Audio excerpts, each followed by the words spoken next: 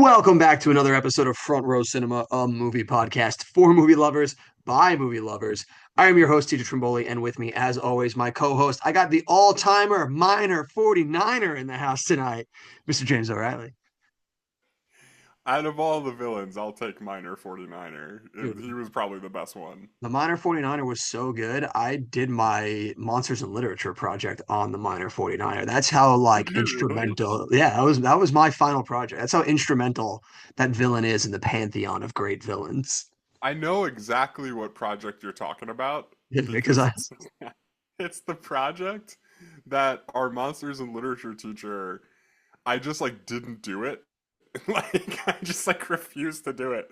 Like she asked me about it, I'm like, nah, I'm not doing that because we were gonna graduate in like a couple of months. And then she called my parents and was like, no, like he really needs to do this or he's not gonna graduate.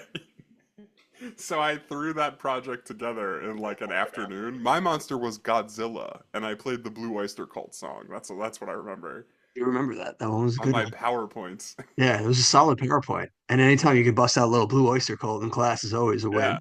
exactly. It's a big one right there. And each week we take a look at my 1,000 movies I've seen in theaters and we see how well it's aged, along with the hype surrounding the film, its box office analysis, and legacy in the film industry. So if you enjoy this kind of content, hit that sub button on YouTube, leave that 5-star review on Spotify and Apple Podcasts. It's how you help the channel grow. Jim, what are we watching tonight? We're watching Scooby Doo 2 Monsters Unleashed. That's right. The 2004 family comedy, directed by Raha Gosnell, written by James Gunn, and starring Freddie Prinze Jr., Sarah Michelle Gellar, Linda Cardellini, and Matthew Lillard as the titular gang. Now, I had known, like now as adults, that James Gunn had did this, but I remember the first time I learned that it was James Gunn had done the Scooby Doo Uh, movies, like before he became big, and was just like absolutely dumbfounded that it was James Gunn. yeah, I mean, King of the Team Up movie question mark? Is this where he's like cutting his team up movie teeth? He honestly might be. I and like every movie of his, really, if you think about it, it's a team up.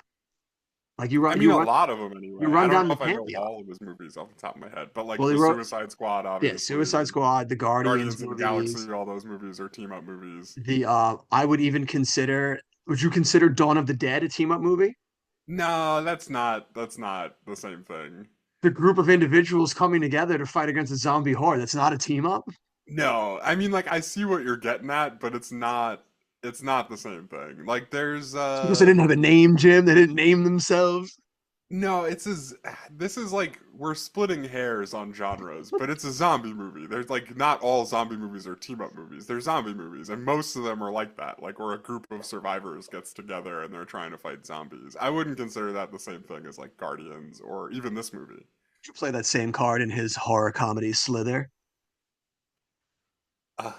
Wait, which one is that? Slither? Slither is when the I think it's like an alien pod like lands in a small town and they're like these like slug-like monsters and the town has to band together to fight back. I have never seen You've this. never seen it? Oh, Elizabeth Banks, Nathan Fillion. It's great movie, Jim. You really need to rectify that viewing immediately. Yeah. See, like, I would say though, the survivors in Dawn of the Dead aren't a team the same way that the Guardians of the Galaxy are, or the Scooby Doo Mystery Machine team is, or even the team in SWAT. Like, the team in SWAT is a team, you know what I mean? I don't think the survivors in Dawn of the Dead are the same thing. Like, Dawn of the Dead is closer to something like the Hateful Eight for me, where you're just like putting a bunch of people into a situation. They're not necessarily teaming up. A bunch of lowlifes together, which I mean, Yeah. Jim, first Guardians, bunch of lowlifes.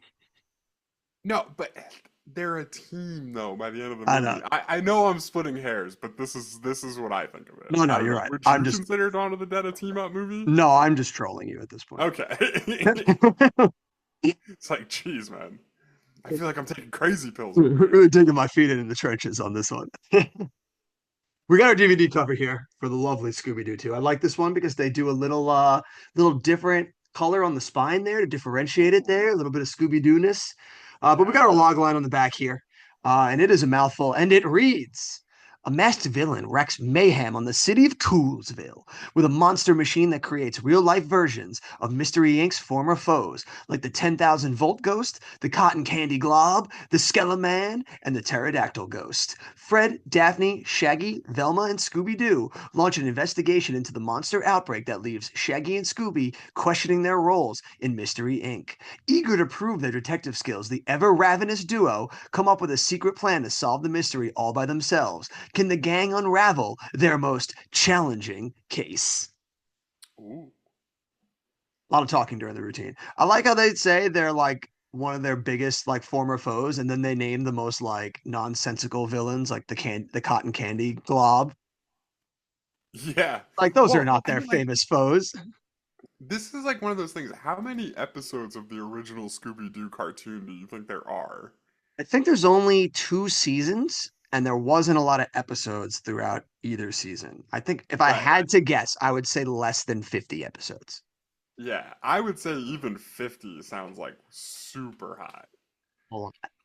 And you would think I would know because I watched Scooby Doo an unhealthy amount until well into my adulthood. It was just something I would always put on when I would come home drunk after a night out, and Scooby Doo would be what I would put on to fall asleep. Yeah, so the original Scooby Doo Where Are You ran from 1969 to 1970, it looks like. Wow, dude, only 2 seasons for such a classic. But then this says 1969 to 1976? It's got to be a collection of other like Scooby Doo properties because even though Scooby Doo Where Are You only lasted a short amount of time, they had like what was it like Scrappy Doo, like Mystery Machine Inc. Like they did a whole bunch of it was like Scooby Doo and the Globetrotters. Like Right, right, yeah. So, and I mean, right, Scooby Doo's had like a million different incarnations in like since 1969. Like A Pup Named Scooby Doo was one of my so, favorites when I was a kid. so many. You know what they But need? it looks like the original run 17 episodes of Scooby Doo Where Are You were produced in 1969 to 1970. Dude, that's even And less I than would I thought. imagine that that's where most of these guys are coming from. So it's like, yeah, like if you're picking between 17 of them, like these are the ones we remember. So like, yeah, they're the most famous ones, I guess. 17. Do you even have enough for any to fall to the wayside when you've only got 17? I mean, there was a lot more than 17 people in the faux ghost. I know that much. What we really need, they gave us the Batman v Superman movie, but what I really want is a live action remake of the Scooby Doo and Batman solve a mystery together. I think that's the real team up that we need. And now that James Gunn is in charge of DC, I think maybe we can make this a thing. I mean, he's got the Scooby Doo cred. He's Yeah, got the reins of the DC. Are they just calling it the DCU now? I can tell you. It's not the DCEU anymore. No idea. I think They're they might even they're just be bringing it calling it. back out of Europe. Yeah, they Brexited themselves, and now they're just DCU. Yeah. So I mean, if anybody's gonna do it, he's the guy. I think you're right. You're right. We're gonna have to find someone who has an X formerly known as Twitter to tweet him because I don't and I won't. But someone's gonna get him on the line and get that in motion. Yeah, I never had a Twitter, so this It's, isn't some kind of like ideological stand I'm oh yeah, making. me I me just either. I just never had one, so don't think I'm just like making a stand in the line right now. It's just yeah. I always thought Twitter was lame.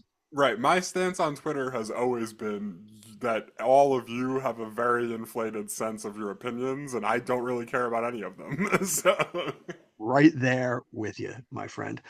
Did you see this movie in theaters? Were you a big Scooby Doo guy back in the day? no, I mean, we're in like 2004, right? Which we'll really hammer down the dates in a little bit, but I would have been 15 years old at this point. I think that I remember seeing the first Scooby Doo movie in theaters, and I was already kind of like in the in between age where I was a little too old to really enjoy it as a kid, and I wasn't quite old enough to just like take it for what it was and be like, oh wow, this is actually like a pretty interesting way to adapt that cartoon. Yeah. So like I was not this wasn't on my radar like at all back then. Gotcha. So was this one a first time watch, or have you at least seen this prior? I don't think I've ever seen this movie, no. I think this is the first time I Oh, watched it. There was like a few things that I think probably kind of just like were in my mind through osmosis. Like Linda Cardellini in like the leather Velma outfit, like I'm sure was in the previews at some point. So like I remembered that, but I don't think I've ever actually sat down and seen the movie. I don't remember the picture of that hanging in my room above my bed at 14 years old. Wait, is No, that no, a real thing? no, no, I It's like didn't. it's like I have a pretty good memory of the stuff you had hanging in your room, and I don't remember Linda Cardellini. No, but adult TJ now would definitely look back and be like, you should have rectified that immediately. So were you a big fan of Scooby Doo as a kid? Were you? Yeah, like I said, I was into a pup named Scooby Doo in a big way. That was a big And one. like Yeah. I had watched I still think A Pup Named Scooby Doo is like one of the better cartoons ever. Yeah. Um and I was big into like yeah, like the original cartoon. I mean, was anybody not a Scooby Doo fan when they were a kid? It's like Sure. such a great cartoon. It was a seminal classic for a reason. It is interesting to see how even, for us as kids, you just talked about Scooby Doo was like 1969 it debuted. So when we're growing up in the late 90s, early 2000s, we're how many years removed from that? But Hanna-Barbera cartoons were still in the zeitgeist Yeah. around us. So it's like because we had Nickelodeon, we had the Disney Channel, but those Hanna-Barbera cartoons and like Looney Tunes like still permeated into the culture and was like a part of our childhood. Oh I think I yeah, they watched were more Hanna-Barbera cartoons than I did like any Nickelodeon or Disney Channel ones.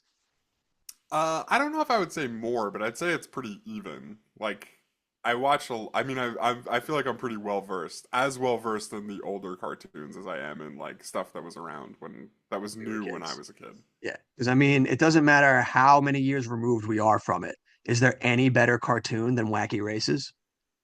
No, Wacky Races is an all-time classic. Right? That's Like, another one. There's probably like 8 episodes of Wacky Racers, but it's just like so burned into my but brain yeah. as like such a great Yeah. premise. But it might be the eight greatest episodes ever put to film. Yeah, right, right. So I did see this in theaters. This was I think it was the same as you. I wasn't really a big fan of the first Scooby-Doo movie. So I wasn't really gung-ho to go to this one, but we actually went to this movie. This was a birthday movie for Zach. Because I think we'll get Oh, into it. I think this came out in April. So we were going to the movies for his birthday, and this was the movie he wanted to see. So we took yeah. him and a couple of friends, and we watched Scooby Doo too. And I don't really remember anything about it other than the scene where Scooby and Shaggy take a bunch of the like potions and they're just like their bodies are just getting contorted and shit like that. Other than Yeah. that, I remembered nothing about this movie. So it did not hold firm in the zeitgeist for me. I think whenever it came to, I was still like, nah, I'd much rather watch Scooby Doo, Where Are You than any of these movies. Yeah, and I mean, I don't know, like it doesn't seem like one that's really like stuck for just like the general collective unconsciousness. You know what I mean? It feels like these movies are like long forgotten, right? Yeah, I don't really see anybody really talking about them anywhere this many years later. Which is interesting because having watched it now, I could see maybe these movies becoming like kind of cult classics for people, like that would still be around and people would still be into because there's a lot to like in this movie, and we'll get into it later. But James Gunn's fingerprints are all over the script in this movie. Right, right. And I wonder if in 2025 we've been so beaten down by adaptations that we're like that our rubric is a lot different, right? Like in 2004, I was probably like, ah, this is stupid. Like, why did we need to make a live action Scooby Doo movie? And now I watch it in 2025 and I'm like, you know what? This is better than a lot of like live action stuff I've seen. Wow, okay. To 2025, we're like, man, we didn't know how good we had it. Yeah, and movies are a lot about like your expectations and your perception going into it. And I think it probably helps with the lens of knowing that James Gunn is like one of the better filmmakers in Hollywood these days. That like I am much more forgiving going into it. Like I'm much more open-minded in Yeah, 2025 than I would have been before I knew who that guy was or before Guardians of the Galaxy existed, right? absolutely. Yeah, and it's a shame that he didn't get to do and finish out his trilogy for this one. Because if you take a look at the box office, this movie did not come quite up to par like the first one did. So let's dive into it, James. Let's figure out some box office numbers. Numbers, dates, numbers, numbers, dates, array, dates, numbers. Show me the money. All right. So Scooby Doo 2 Monsters Unleashed. I know You, you you, get very you pay that very respect. particular about your subtitles. I need my honorifics in there. Much like my girlfriend who hates modern audio, you get very particular about your subtitles. Scooby Doo is going to come out the weekend of March 26th through the 28th, which I think is a more like reasonable opening than we've seen for a lot of movies recently. Like this is kind of exactly where this movie should exist. It's sort of the beginning of maybe a little bit early for the summer box office in 2004. You maybe don't necessarily want to compete against a bunch of stuff, but you're coming out like in the springtime. Like I think this makes a lot of sense for a release date. This is a good spot. And this is probably, I would imagine, leading into Easter recess, if I had to take a guess too. Yeah, that's actually something to look into. Let's take a look That's, at and that. also we've learned, especially in today, March has become a good ground for pseudo blockbusters that might not swim in the summer, but can definitely make some waves. You know, we've seen in previous years John Wick Chapter 4 make a lot of money here. Godzilla Kong made a lot of money here. Dune Part 2 last year made a lot of money here. So March is a proving ground. Yeah, I think as time goes on, this becomes more of the place that like as time goes on and people are trying to avoid other big box office movies, this March and April tend to be the place they end up as opposed to like August and September. Like they're like kind of moving it earlier and earlier. But back then I don't know that it was as big of a thing. But I guess we'll see, Usually, right? We can take a look at what was out the same weekend. So it's gonna open on. Hold on, I have to look up the budget. It's not on Box Office Mojo. didn't have a defined one when I looked before. The one on Wikipedia gave it a range. It didn't have a set one, and the range was all over the place, Jim. It said the budget could have been anywhere as low as 25 all the way up to 80. It feels like it's So probably hard. closer to 80 than I would imagine. 25, I was like, right? there's Like, no way they made this movie for $25 million. Like, right, right. absolutely not. That 25 seems very suspect to me, and Probably 80 took seems 25 high. just to it probably took 25 just to do Scooby Doo. Right, right. 80 seems high, but when you put it in the context of other movies with CGI that we've seen, like Kangaroo Jack, I would imagine it's way closer to 80 than it is to 25. Yeah, that would track a lot better. I'm with you that we'll just assume the budget was 80. And I always assume if you're giving a range, like the high end is probably where it's more likely at than the lower end. Yeah, it's also a pretty good reminder that, like, we probably don't have great information for the budgets on a lot of these movies. Like, would be my Well, you guess. and also a lot of them those budgets don't take into effect like what you've spent on marketing, like any type of Right. reshoots or anything like that. So like, and who knows how they fudge their numbers to make the budgets look how they look Yeah, I before guess they're this is coming all out. just to say that we tend to treat what's on Box Office Mojo as gospel when we talk about it, but I don't necessarily know that that's 100% true. I think it's just the best that we can get for as Yeah, people 20 years later trying to figure out what somebody spent doing this, right? our best Um, approximation. but let's call it 80 just for shits and giggles. It's I'll gonna giggle. open the weekend of March 26th to the 28th, 2004. It's gonna open number one with $29.4 million. dollars. 29.4 are going to put us in the 36th spot on our list. Wait, hold on. We said 29.4. Never mind. The 35th spot, not the 36th. Good enough right there to jump over Texas Chainsaw Massacre's 29.1, but behind Pokemon the first movie is 31. Yeah, so I mean that feels like where it should live, right? Like right around like Pokemon the first movie makes a lot of sense to me as an It opening. seems like yeah, right around the same. It's gonna it's gonna beat out another opening coming in second place. Do you remember the movie The Lady Killers? Tom Hanks With, movie, I right? believe, Tom Hanks. Yeah, where he Yeah, plays like basically Colonel Sanders. yeah, yep. I do. Man, like one of the few missteps for me in Tom Hanks's filmography. Like, there's very few Tom Hanks movies I can't like get down with, and that's like top of the charts. Yeah, it's one of those movies. I've never seen it, but I always remember seeing the previews and being like, yeah, Tom Cruise playing that character can't miss, you know? But just like for whatever reason, I've never actually like went and seen it. Tom Hanks, you mean? Did I say Tom Cruise? Yes, you did. Oh boy, Tom I Hanks. would, Sorry. although I would also watch Tom Cruise play that character. Yeah, sure. Tom Hanks, though. You're right.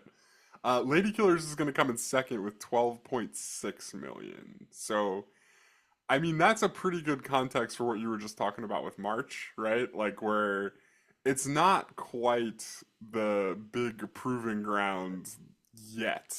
I mean, like, the number one movie is coming in at under 30 million. The number two movie is, like, in a distant second, not even breaking 13.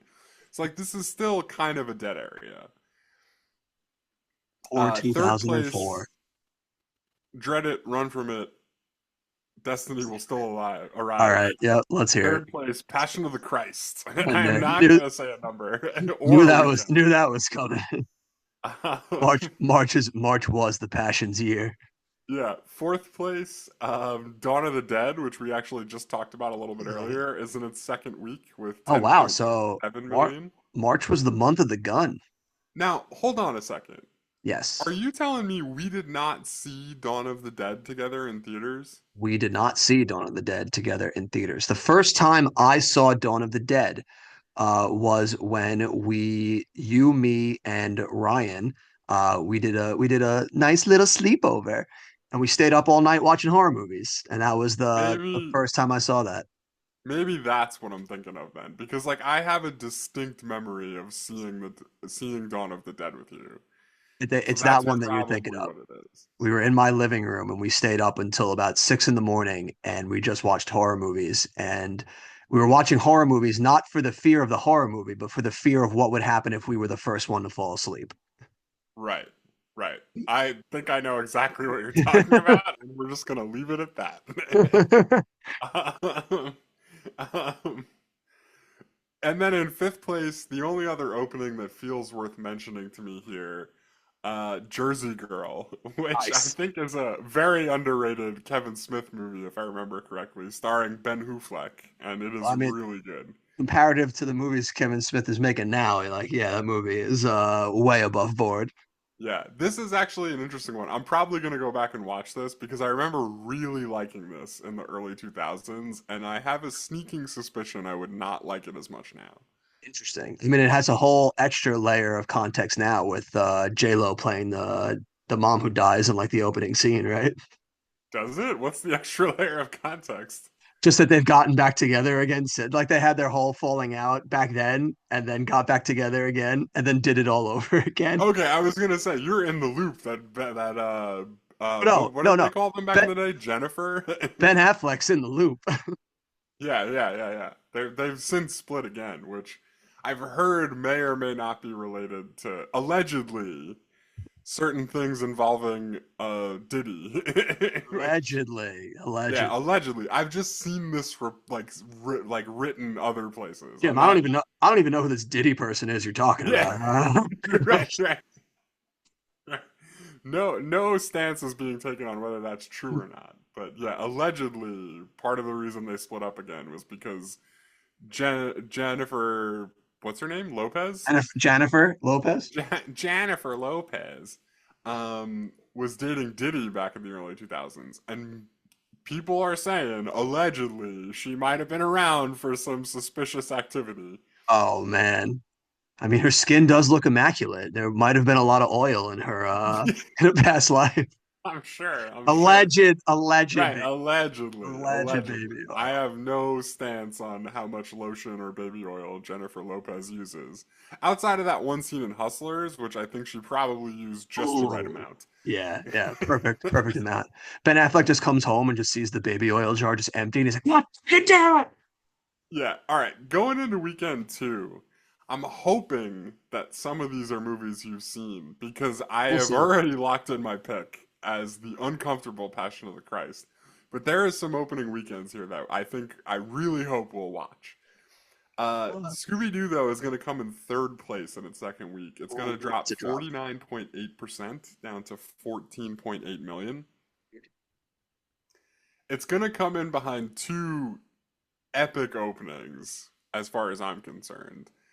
Coming in first place, Hellboy, the Ron Perlman vehicle. I did not see that in theaters, Jim. I'm sorry. Yeah, Hollywood has been trying for years to find somebody to be as good as Ron Perlman at Hellboy, by the way. No luck. I think there's sometimes you just hit lightning in a bottle, and we should probably just pack it in afterwards. Yeah, yeah. And then just like more context on the whole March April thing. Hellboy opens number one with 23.2 million, which is pretty Yeah, shitty. pretty low for a movie that I imagine probably cost a pretty penny to do. Right. Like if a comic book movie opened to $23 million today, like heads are rolling. Like They would call it the Marvels. Oh, come on, Jim. yeah. And even back then, I mean, like we've seen Spider-Man break 100, so it's not like this is like an inflation thing. Like Yeah. 23.2 million is shitty for a It's movie like it's Hellboy. it's not good. It ain't good. Uh, and then in second place, a vehicle of somebody that I know, at least I think I know, that you disdain. The disdain. Oh boy. A filmmaker or an actor? Actor. Oh boy. Oh, who could it be? Second place with 2004. 15.5 million. The Dwayne Johnson vehicle, Walking Tall.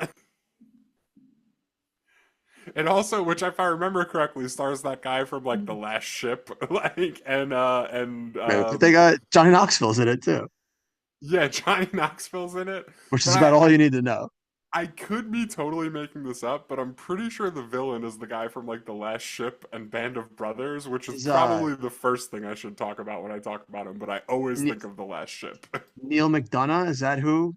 That sounds right. Yeah. Let me I look up think. his name before we I just think. start I like think it is that guy. But I don't know. I haven't seen Walking Tall in a long time.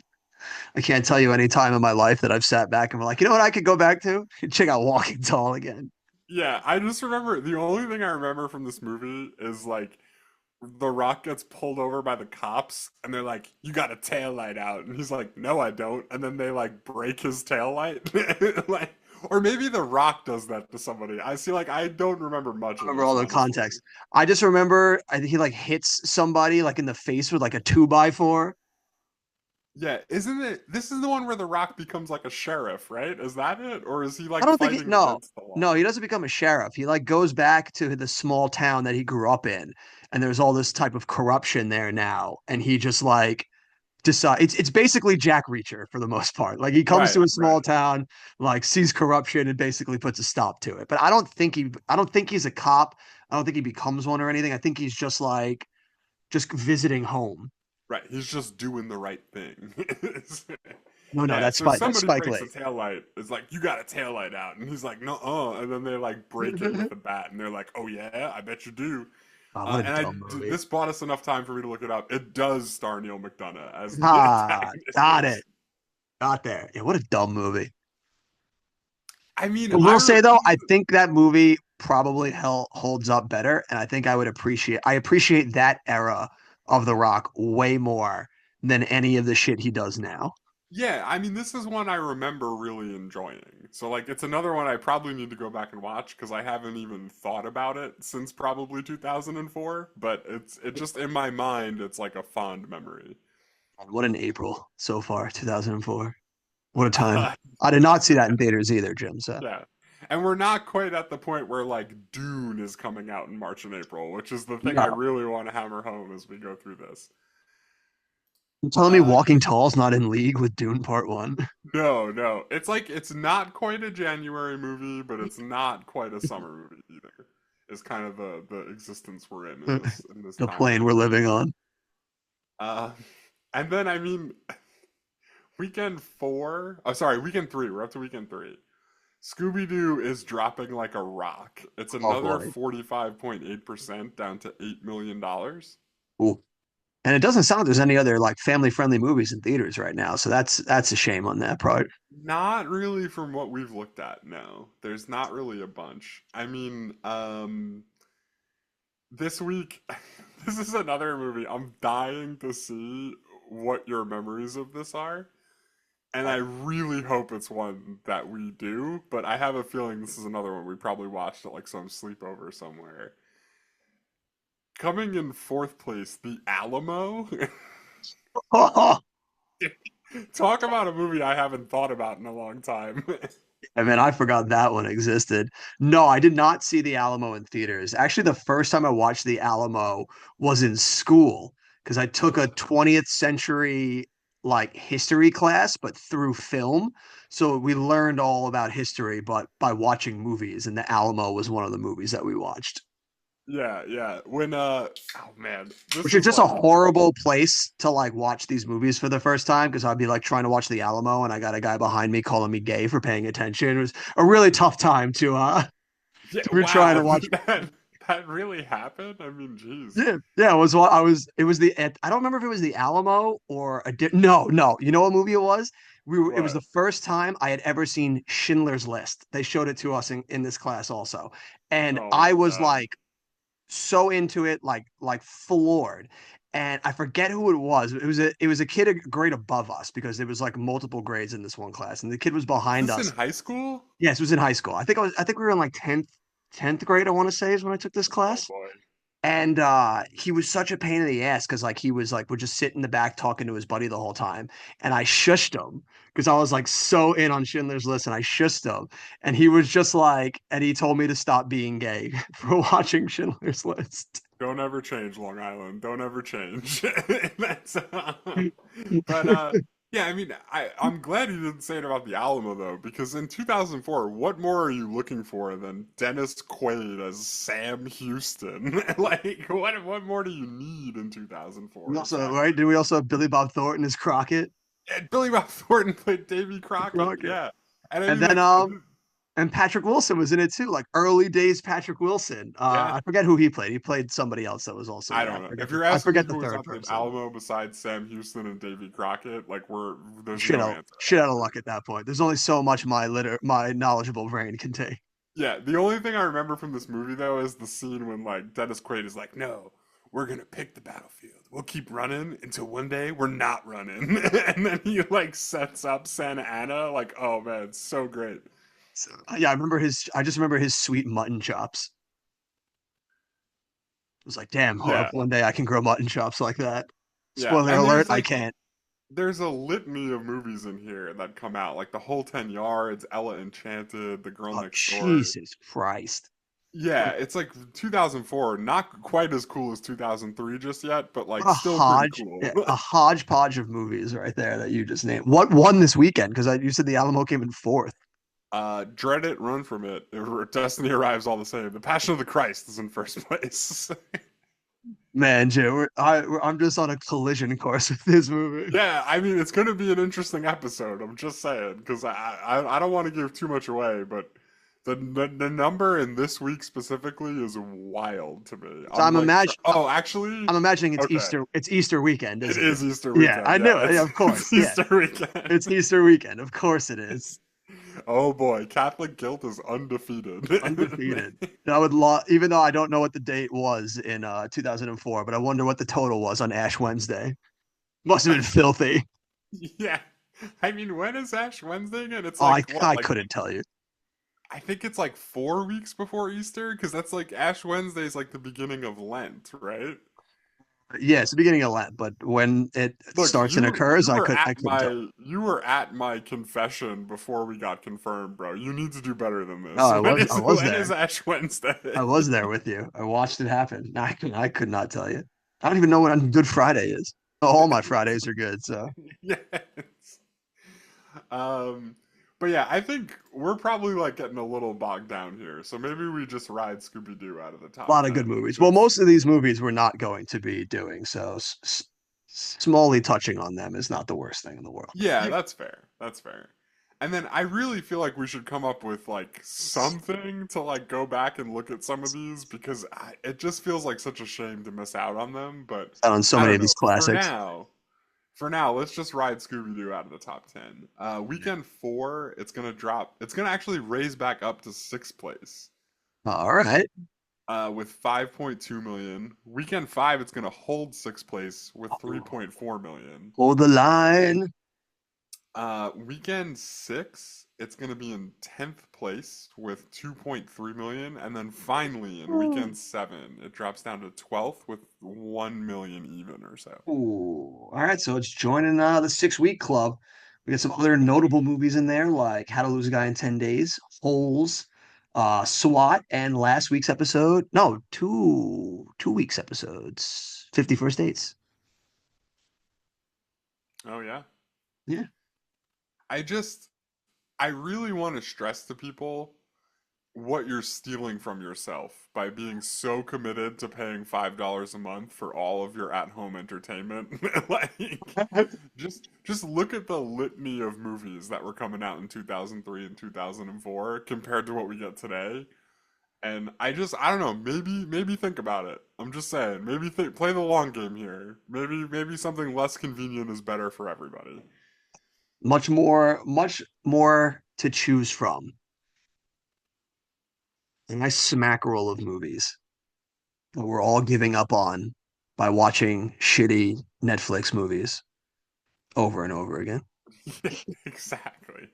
And then just some totals really fast. Domestic Scooby Doo 2 Monsters Unleashed pulls in 84.2 million, which not great considering the budget that we just had in mind. That's rough.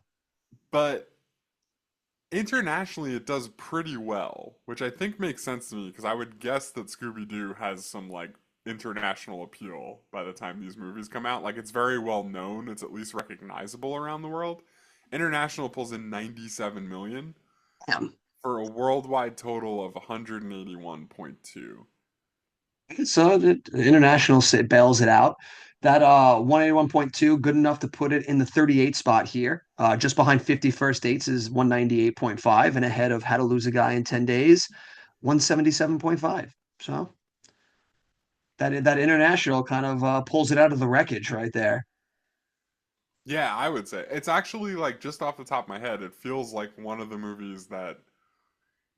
few movies where the international total has like eclipsed the domestic and it wasn't something like Lord of the Rings, say, right? Like Uh, this isn't like a huge success where it's just a runaway hit, so it's gonna do well internationally because there's just more places internationally than the United States. But it just, I don't know, it feels like because of the brand, it does well internationally, which actually makes this like I would say a pretty decent success for what it is. yeah, although the studios did not think so because they had a third one lined up, and based on the box office from this movie, they canned that third one very quickly. Well, this is something we've seen too, though, where a movie does pretty well box office wise. Like it's not like a total flop, but it gets panned so hard that that it doesn't ever come back. So I'm curious to see what the critics thought of this movie because I'm wondering if that's kind of playing more of a part here. Definitely isn't helping. So the critics with a 22% on Rotten Tomatoes, and the audiences ain't too great either. They're at a 41% with a 5.3 from IMDb. But Jim, an A- cinema score. Oh, So okay. So it saving hits grace, that benchmark, yeah, but it saving grace definitely right gets some there low scores elsewhere. is the A- cinema score probably helped save it a little bit. I wonder also if the third one might not have been as viable because by the time you have put it out, you're already stretching the limit of these people playing the Scooby Doo gang. Yeah, that's a good Because point. They are supposed to be like teenagers, yeah, right? supposed to be like pretty much children, and Freddie Prinze Maybe Jr. like early 20s Yeah, tops. Freddie Prinze Jr. looks pretty old in this movie. Not old, Yeah. but like old for playing a teenager. Yeah. I mean, the only one that I think really could stick is Matthew Lillard because he just played high school kids for like an inexplicable amount of time. Yeah. Like, So he just like fits the mold. You instinctively think high school when you think Matthew Lillard because that was right, just his brand. right, right. Yeah. Then we got some reviews here, Jim. I bet we do. I bet, yeah, we got a couple of good ones. So we'll begin with this first person. Snapper Larry had this to say: Oh no. almost the worst film I've ever seen in all of my life.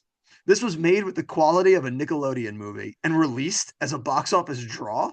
Get real. Whoever released it, not even my 5-year-old sister likes it. If a third comes out, I'll take lives.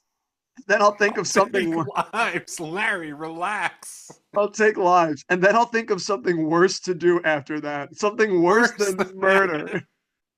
Not only has this film got jokes that weren't even new during the time of the first Scooby Doo movie, it's also got the same actors. Now, don't get me wrong, they're all okay and have appeal, but they're having the piss taken out of them in this film.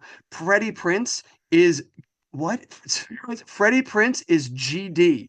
He has appeal. He should stick to not being able to act in proper films, whatever Now wait, that hold means, on. guy. I want to pause you for a second because I Okay. want to. Does he write Freddie Prince? He writes Freddie and then writes PRNZ. Oh, okay. Freddie Prinz is GD. Yeah, because this was reasonably back before people realized his name, like didn't realize his name wasn't Freddie Prince, right? Like, was that just me, or am I the only one? No, no, I think I was there with you too. Yeah. Prinz. Okay, Yeah. sorry. So Continue. thank you. Continue. He goes, Buffy is Buffy no more. Velma should marry me because she's hot. Jesus Christ, guy. Holy shit, Larry. Shaggy, the guy was annoying before he was Shaggy. He's good as Shaggy, but should try and up his game. It'll be good for the world. The films are just far more colorful than the cartoon. There's no more pastels and muted colors. It's all bizarre acid trippy colors, which kids even feel unsettled by. If they take the next film seriously, which I hope they don't even consider, they should approach it from the film point of view, not the franchise point of view, and film outside of Nickelodeon's facility range. This film should be shot. Oh my god. So Dude, okay, Larry, I we hope have a Larry couple. doesn't have a gun at home. Someone should Yeah, do a we have a. wellness. Yeah, I mean, let's be real. Larry hasn't made it Larry's this got a far. gun. Maybe a Larry did not make it to 2025. He's way too unstable. Like, maybe a there's no wellness. way. Yeah, let's get a wellness check on Larry, see if he's okay right Yeah, now. like R.I.P. Larry, first of Yeah. all. But Scooby Doo 2 really took him down. it really feels like Larry, like his niece just didn't like the movie, and he's like he can't quite put his finger on why, because she's 5, and they're like notoriously fickle, and he's just like he's really just getting his feelings out, trying to figure out what he's so mad about. Like, Do you think this guy is the reason they didn't put out a third one? Like they saw the Larry review and they're like, we can't do it, man. Larry's gonna go on a rampage. yeah, Larry. I mean, to be fair. I know people say they don't negotiate with terrorists, but usually that's what they do is they negotiate with terrorists. Larry takes the crown for the first ever person to threaten acts of terrorism for not liking a movie, I think. That the first we've come across anyway. Definitely, yeah, definitely a first here at Front Row Cinema. Dear God, Larry, I can only imagine what you're up to right now if you're still breathing. Like, that's the craziest thing I've ever heard though. To be like, if they make another movie, they'll take lives. Like he'll take lives, and then he like pauses, and he's like, you know what? That's not enough. I'll Like, do worse than that. It's like, yeah, bro, I'll do worse than that, I can only and I'll think of let your one. imagination fill in Exactly. what that Because means. I'll tell you, Larry, I can only think of one or two things worse than murder, and they're absolutely horrifying. Yeah, and I like you got me. I don't even want to take those to their logical conclusion. Like you win, Larry. No Scooby Doo 3. All right. Fine, Larry. Scooby Doo 3 is off the table. Just relax. Yeah, that's one of the crazier ones we've seen. And then like just the concept of a movie being shot. I don't know what that means. Like like how do you shoot a movie? I don't know. I don't know what they're even talking about. And I got one last 1-star review here from another person. And they write, Scooby Doo 2 is honestly the worst movie in the entire world. First off, the town that we find ourselves immersed in is called Coolsville, lamest town ever. The characters in the movie have literally no clue what to do, and the awkward, sexually confused Velma is off putting for me. Plus, the overly girly personality of Daphne makes any normal person want to puke. Shaggy is just a hungry, dumb stoner. Fred is just a jock. And Scooby Doo is crappy CGI dog that has a voice that reminds one of gurgling diarrhea. The plot of the movie really feels like it is stitched by a 2-year-old who has sadly been conflicted with cataracts. With As cataracts. The 2-year-olds even get cataracts? I seriously have never experienced more pain in my life than when I sat through the first 30 minutes of this movie. At one point, to prove they are good detectives, Shaggy and Scooby do a villain disco joint where they dress as groovy dudes. Scooby then gets hit on because somehow the villainous woman can't see through a badly tailored suit and an afro wig, or does and is attracted to a dog. I'm not sure which is scarier. The movie should never have been approved, let alone produced, and everyone who is associated with it should hide somewhere in some cave in the Rocky Mountains. Yeah, dude, it blows my mind that week in and week out, no matter what kind of movie we're doing, there's always somebody who's like, someone needs to pay for this. And if Like, they think they're getting away with this, they better be hiding in the mountains because I'm coming for them. It's we've now had insane to me. someone have to be shot into space, have to be banished to Mars, now has to take up in some hole in the Rocky Right, Mountains. right. And it's crazy to me. Like I say this every week, but time is a flat circle, man. Like this is literally like the internet today, is people just saying shit like this. And I can't think of a more haunting sentence than gurgling diarrhea. Yeah, that's pretty rough. That's pretty rough. Yeah, that whole section too. It's like you're telling me the movie about cartoon characters has like stereotypes that they fall into? I don't believe it. Like what do you Right? think Like, we're did watching? you ever watch the cartoon? Like, what do you think this is? Like, why are you shocked here? It's like, oh my God. Dude, it really is so funny to me the amount of people that they just didn't like a movie and they're so angry about it and they're just like this can't exist. Like the people who made it should be hiding in the mountains because of what I will do to them for making this. It's Scooby Doo too. What are we right. talking about? I really hope that person and Larry never link up because God, heads will roll. I got bad news for you. Many people like that person and Larry have linked up. God damn you, internet. Yeah, This is all Facebook group's fault. right. You gave them a window to each other.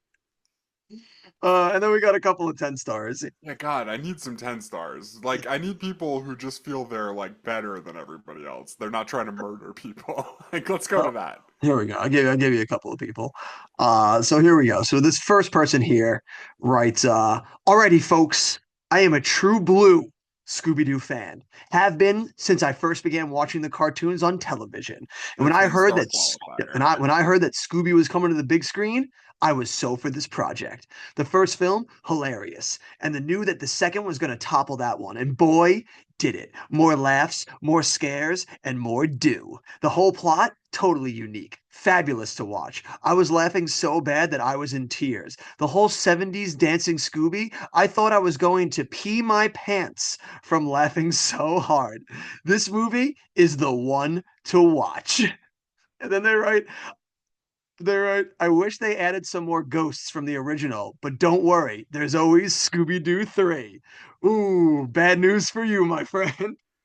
Okay, I think we need to add another category to this. Because when we started doing this, it was like troll or chud or there was something else. Child. Yeah, right, or a kid, right, that was it. I think one major thing we missed is the potential for advertisements because that just reads like an advertisement. No? Am I wrong? Telling me Jason underscore loves underscore music might be an ad. I I don't think it's an believe it. ad. I think advertising companies were way on this like ads posing as real people thing and we didn't catch on right away. God, they're so sentient. How did we not see it coming?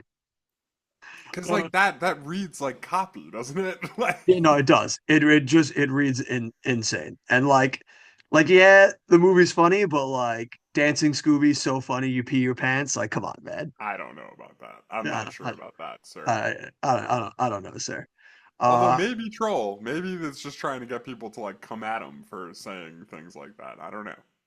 it's quite possible. It is very possible. We got another tenor here. This one I had to highlight because I don't know what this person was on, but I think they might have clicked the wrong button. So this was their 10 out of 10 review. I don't know what came over me thinking this movie would be fun to watch. I was wrong. To be fair, I didn't enter this movie expecting it to be bad. All I wanted was to unwind and have some fun. But all the jokes are trite, lame, and stupid. The acting mediocre, and the CGI Scooby looks faker than ever. The movie starts off on a promising note, but it all goes downhill right after the Masked Man's first appearance. Honestly, I don't know how you can not figure out the identity of the villain behind it, and they had to throw in an extra twist in the end, which only made it worse. Sarah Michelle Gellar, out of place. So is Freddie Prinze Jr. and Alicia Silverstone. Let's put it this way. I actually feel sorry for these guys having wasted their talent on this junk. I thought it was freaking stupid to have her be Dr. Jacoby in disguise. That was the dumbest ending I have ever seen. To me, it would have been so much cooler if Heather was Jacoby's girlfriend instead, or had some vendetta against Mystery Inc. Scooby and Shaggy do save the day, but there is a little too much mush and gush about it. The clapping at the end was gay. Oh boy. I And that's love their 10 out of 10 review for Scooby Yeah, Doo yeah. 2. They definitely did not mean to give this movie a 10. Something went, the wires got crossed somewhere. I thought I was clicking Um, on one. I just, it's so funny that like it's 2020, it's 2004 because not only did somebody use gay as an insult and like, just like it flies by, but there's like real comments about the talent of Freddie Prinze Jr. and Matthew Lillard as actors. It's just like nobody thinks that now, like not even close, right? Back then, they were like, these are our thespians and they're being wasted. Yeah, it's like you mean the guy who's gonna go on to write for WWE is wasting his talent in a Hollywood production. Okay. Like whatever you say, sir. Oh my God. It's like, oh, it's just absolute classic people right here. And then I got one more for us here. One last one who's an actual 10 out of 10 here. Saw this movie on opening day. To let you know up front, I am a total Scooby Doo fan The and was 10-star totally qualifier. excited about Scooby coming to the big screen. So when I saw the first one, I was in total Doo heaven. And then the news about a sequel made my heart skip to the happy sounds of joy. So when I saw this movie, I was totally pleased with the sequel's outcome. There is so much more in this one than the original, especially the whole dancing Scooby and the whole soul getup. Thought I was going to pee my pants from laughing so hard. Oh So for wow. all those who don't know what a good movie is, then you need to really get yourself a reality check. This movie is for kids and for the adults who have the little kids in their hearts. Yeah. Yeah. Bonus points for the 10-star qualifier, and then also the like, if you don't like this, you're not living in reality. Like, Like, just hit all the notes on the head, and you might have a little credence about the whole it being an ad. Now that we had two tenors talking yeah, about yeah, how good right. that drag scene was for them. That was the email that went out. They were like, talk about how Scooby Doo dancing was pee your pants funny. Like, listen, this is our big set piece from the movie. This movie hinges on whether this works or not. So you guys better just flood the internet with just how painstakingly funny that scene is. Yeah. And they're I like, "We just got you, we got you." I can't stop thinking about though that it's so depressing that everybody in the 10-star reviews is like, if you don't agree with me, you're not a person in reality. Uh, Like, oh my God, dude. It's just Like the classic of you've lost yourself. And I love that and it hits the other qualifiers that every single person needs to quantify their fandom of Scooby Doo Yeah, or right. like Like going into the review. it's not, I feel like it's not something you see in the 1 stars. Like the 10 stars, everybody feels the need to tell you who they are and what their point of view is because I guess that like somehow they feel like they need to contextualize it and I don't understand it. I don't know what like you being a fan of Scooby Doo has to do with why the movie works for you. Like it just Yeah. yeah, like just tell me it's good because it's good. Like and give me your thoughts on in what happens in the movie that makes it a 10 out of 10 for you. I don't need the backstory. I've been watching Scooby Doo since 1971. So let me tell you, I know a Doo movie when I see Right, it. right. Or like it's a little bit of a twist, honestly, because usually in these 10-star reviews it would be somebody saying like, I am a guy who dresses up in costumes and tries to steal money, and I love Scooby Me Doo. You too. know what I mean? Like, I am a that's furry not who the dresses person up you as wouldn't Scooby Doo at expect to like Origin. this. It's But never yeah, for some ceases reason, to whenever anybody amaze. gives a 10-star review, they feel the need to like let you know like something about who they are so that you like it's almost like a disclaimer, which it just blows my mind that people put it in there. It's so funny to me. Everybody needs to be heard. So now we'll let ourselves be heard. Jim, where does this fall on the spectrum of I'll commit murder to pants? It's so funny. I think we're gonna, believe it or not, find ourselves somewhere in the middle. I think we're gonna Go be in figure. between those two You things. mean you mean this movie didn't have you reaching for a knife like at the at some point during it? No, not even once actually. I never reached murder levels of rage while Well, watching. you're watching it and you're like, why am I suddenly standing up and walking towards the knife cabinet? What is this movie doing to me? No, I mean it's pretty good, right? Like I can't think of a better way to make a live action Scooby Doo, I guess is what I would say. I don't know that there's like a better way to do it than this, and that's also kind of why I'm not super surprised that we haven't seen it done again. Because I don't know what the other angle is. And I think James Gunn like really nails the only way to do this and make it entertaining, if that makes sense. Absolutely. I mean, you see a lot, especially with adaptations of a different medium to live action, whether it's a video game or um the comic book or whatever it is. They tend to try and either sanitize it or just completely take out some of the more fantastical things that they feel like won't translate very well. The MCU takes out a whole lot of like a lot of the weirdness of that you see in the comic books.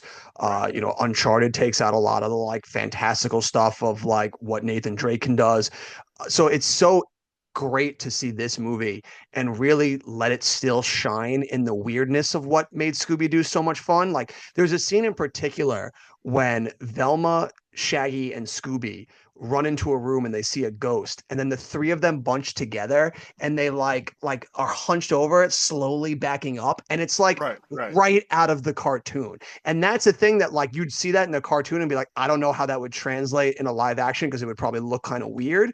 But I love that they just go for that and play into the fact that, yeah, this is a fantastical thing. Like, it's supposed to be quirky and not of this world. So I Yeah. appreciate that it took all of that stuff into being a live action Scooby Doo movie instead of just trying to be a live action movie about the Scooby Doo franchise. Yeah, no, and I mean, I think you're right about one thing in particular that you said, which is that kind of thing where they're like huddled together, slowly backing out of the room. I feel like live action adaptations today just completely avoid that 10 times out of 10. Like, Yeah, there's no way they're actually putting that in the movie because it's just not something you see in movies. And what I think works so well with this movie is it gets that that's why I want to watch a Scooby Doo movie. You know what I mean? Like, that's like the whole thing that makes Scooby Doo what it is. And that I goofiness wonder if about it. maybe that's why today people use the term like soulless remake so much, like where like things that don't really quite hit the core of what they're adapting, like the way that this movie does. Because yeah, I mean, like this movie's 100 times better for me for the things like them opening different doors and coming out of different doors, and that just making no sense as to like who's going in and out of which door, but it's like it works, like that's what Scooby-Doo is. They did that in like every episode. So like I love that they took the charm of all the finer points of what made the cartoon so much fun and brought it Yeah, they into a lean live into it. action setting. Yeah, they lean They into it, which lean is what you into it, have to which I do. think is your only avenue to do this. I don't think you can do it without leaning into it. Absolutely. So I very much appreciate it. And it makes sense because, James Gunn is somebody who understands adapting, properties from someone else and recognizing what it is about that property that's so special and bringing it to a live action setting. Yeah, and One of the best in the also game. it's even deeper for me than just like them huddling and walking out of a room or like going through weird doors and like that being like no making no sense. Like the whole this one of the reviews was talking about this where they like it's kind of obvious who the villain is, and then they give you like a kind of like half-hearted redirect, like or misdirect, and then at the end it's kind of who you thought it was the whole time. Like, isn't that what every Scooby Doo episode was? Yeah, Like, wasn't it that like was. always obvious who the person was? Like they'd be like, yeah, this guy is mine, and like in the beginning he's like, man, I wish I could just collect the insurance on this thing, you know? Like it's like I think that guy did it, you know? So I don't I wonder if that stuff is also intentional and they're also leaning into that kind of campiness, if The that makes sense. absurdness. Absolutely. Because I mean, I can't think of anything other than that being intentional, especially when it's we have Alicia Silverstone the whole movie, and then you wanted to believe that it's just Tim Blake Nelson in disguise as Alicia Silverstone. Right, right, right. And that's, I mean, that's also why I watch the cartoon, right? It's not because of, like, it's not because the mysteries are so engaging and tough to figure out. It's because Velma, like, steps on her glasses. Like, that's why I'm watching, you know what I mean? That's what I want to see. We watch it for the silly, just like nonsensicalness of it. Like there's something that's really much like a lost art, I feel like, in today's day and age, where everything has to be put under such a microscope to make sense within the confines of like actual reality and the real world, that movies lose out on that sense of just being stupid and nonsensical because like it's just funny. Like, and that was the charm of Scooby-Doo, is like, yeah, they run into one room and then all of a sudden they show up six rooms behind, and it's like, how'd they get there? It's like, don't worry, it's just silly, it's funny. But like in Right, right. today's context, you'd be like, that makes no sense. There's no door. You walk there and then walk under. Like, what is it? Like a woke door? Like, I don't think so. Yeah, right, exactly. Like, that's Like not how they, physics works. yeah, yeah, exactly. It's not how like physics work. Like they just take all the joy out of something that should just be like dumb, nonsensical fun. Yeah. Which is the whole point of watching the Scooby Doo cartoon. It was, I'm going to watch these like really dumb shenanigans. I'm going to watch Scooby and Shaggy be dumb stoners because that's funny to me. Like, Yeah, it's just and like, how are they gonna get them to have the munchies this episode? You know yeah, what I mean? exactly, exactly. Like that's why I'm there, you know? I'm not there to have an engaging mystery, like I said. Like I want you to hit all those beats, and this movie hits all those beats, you know? So I love that he really understood the assignment. Because boy howdy does he really understand the assignment. Because Jim, I think it's what, like 30 seconds in when they're all showing up on the red carpet, and I immediately recognize that he dressed Shaggy up as a blunt. Yeah. And it's like, oh, dude, like, and that's what, like, when we talked a little bit before about how, this and Cat in the Hat are kind of like in the same boat of like family friendly IPs that are being drafted into live action form, and how those ones kind of beat you over the head with this like nasty sexualness. Yeah. And this one is so cleverly subtle about it, Hmm. because like when that happened and I started crying laughing, Heather was like, "What are you laughing at? Like nothing happened." And I'm like, "They dressed him up in a fucking blunt suit." And like it took her like 5 seconds of like staring at it to be like, "How did you like get that?" Yeah, totally. So like it's Yeah, it's no, so so good. yeah, it's very well done. And you're also touching on something that I thought was really interesting, and it's something where they're not quite leaning into the cartoons. Um, it's more them poking fun at the cartoons, honestly, in my opinion, where the concept of Coolsville in this movie is so silly. Like, like it's got abandoned mines and like everything you can think of. It's got a bar for like supervillains, which I guess is like downtown or something. It's having red carpet events, and there's a museum of Scooby Doo villains that are apparent. It's like apparently a big draw, I guess. I don't know. Just the whole like it really, instead of leaning into that part, it finds a really good way to poke fun at it, which I think you also need for this to work, where it's just like, yeah, like we're leaning into the cartoon, but how crazy is it that all this happened in one town? You know? Yeah, Coolsville, quite a place to hang out. Yeah, And it's just the just fact it that like they're the huge celebrities. right, One right. thing that I did not realize the first time I watched this, that I find so funny to see now, is the subtext about the way the media contorts what regular civilians say to paint a Yeah. picture of them to get everyone in town to turn on. I'm watching this movie and I'm like, dude, this is a weird thing to be watching in 2025 because like this is so timely and such a Yeah. like wild thing that they put in script too. Yeah. I mean, it's one of those things where I feel like it's pretty consistent in like all media, like all movies throughout my life, that the media is very powerful. But I don't know, there's something about 2025 that just makes that like really hit closer to home. I can't quite put my finger on it, I don't know but quite what it could be. yeah, I can't quite put my finger on it, but there's just something where I'm like, oh wow, this feels more real than it did back in 2004, now that you mention it. All right. I'm just watching it and I'm just laughing in panic. Yeah. But it's also so funny, like Daphne's basically their PR agent, like trying to win over the public. Just yeah. So I don't know. It is weird though. It's like one of almost like Head of State in that way, where it's kind of uncannily ahead of its time. Which is something I never thought I'd say about Scooby Doo too, but here we are.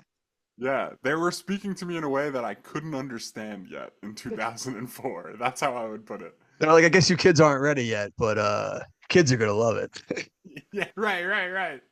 But yeah, this is to me, this was a very surprising watch for me. This ended up being a lot more enjoyable than I thought it was going to be. I thought it was going to fall into league with a few other movies that we've watched where it would have a few laughs scattered throughout it, but I would be like kind of just like bored in between those moments. But it Right. had a pretty consistent through line of just keeping me engaged with like just how like cleverly silly it was. Yeah. Yeah. And I have to say, bravo to whoever the casting director was because they really casted the four of them perfectly. Yeah, I agree for the most part. I think all of them were pretty great. The one thing I kept thinking while I was watching this was just like, man, poor Linda Cardellini. Like she is like the Hollywood version of Velma for sure. Because Linda Cardellini is not like homely or nerdy or any of that stuff. Like she's just as knockout gorgeous as anybody else you're putting in movies back then. She is beautiful. Right, but they just like she's playing Velma, so they gotta kind of make her look homely, and like they're trying their best. It's not really working, in my opinion. Well, But especially when they put her in that leather outfit. It's like, Jesus Christ, keep the yeah, glasses on her. right, She's still smoking hot. Like, what are we talking right, about here? right. So I don't know. I that's the only one that kind of makes me scratch my head, and it's definitely also with the benefit of hindsight, because in 2004 I didn't know who the fuck Linda Cardellini was. You know what I Yeah. mean?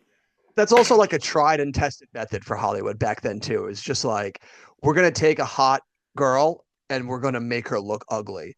Right, right. Or Because we're gonna she's all that. try to make her look ugly. Yeah.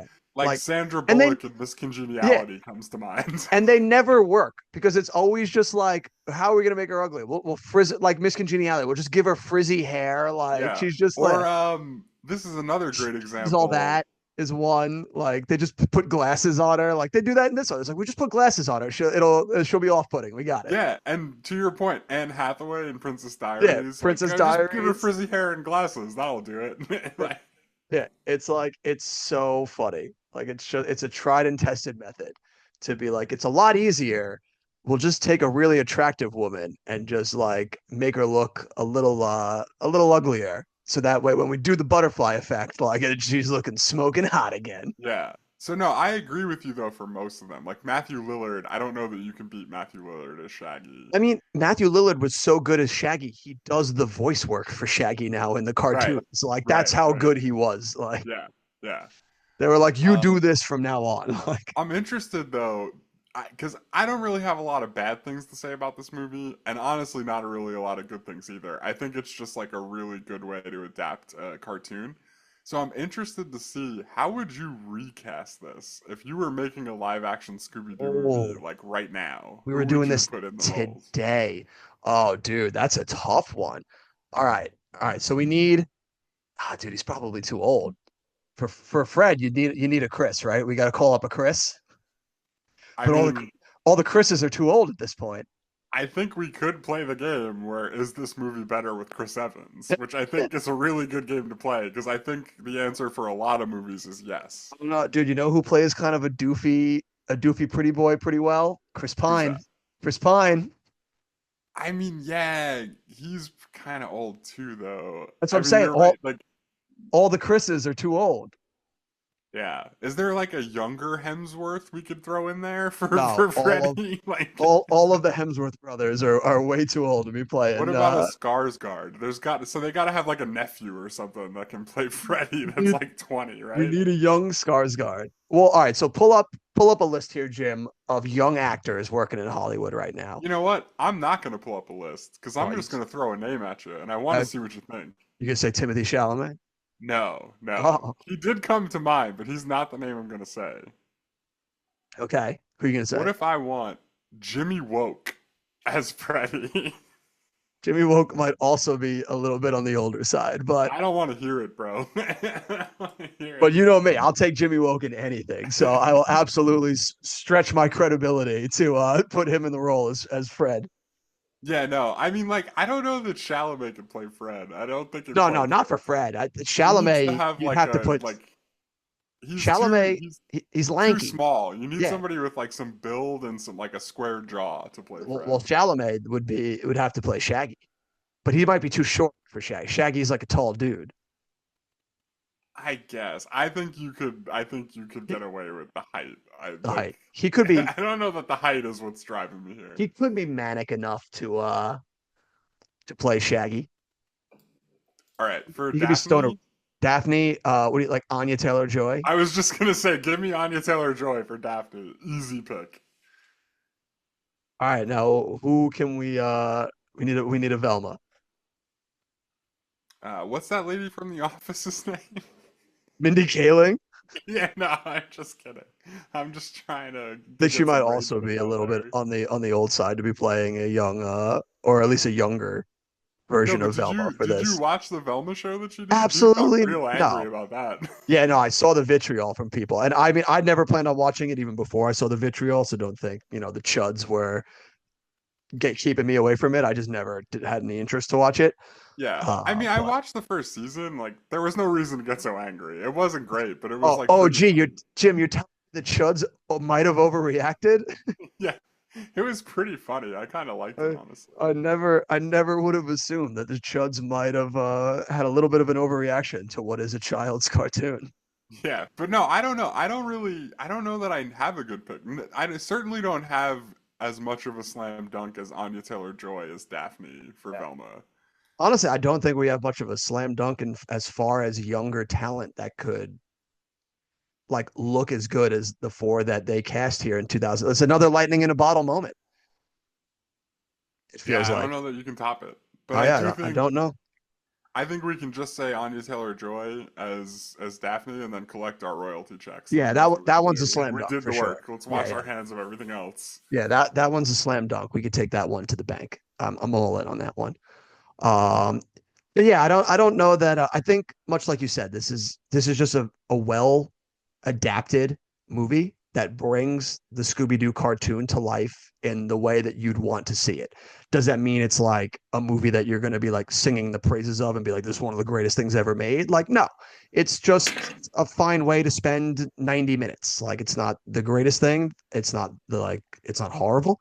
It's just a fun 90 minutes that James Gunn knew how to effectively bring Scooby Doo to life.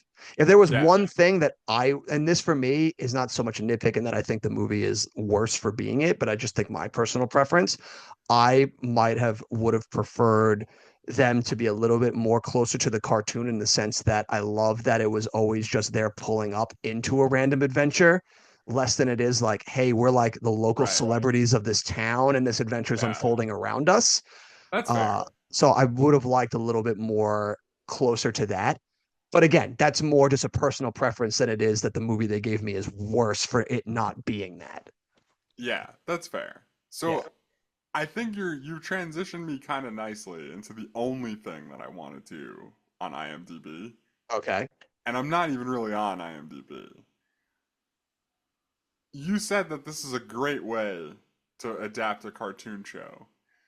I want to go through some live action adaptations of cartoon shows and Oh, see where you think this lands. here we go. I So I let's I am interested to see if there's more than I'm thinking of because in my head I can really only picture a couple that spring to mind. There's definitely more than a couple. All right, I'm ready for him. Let's hear it. Well, obviously there's like the one that was also like big in the '90s that everybody knows.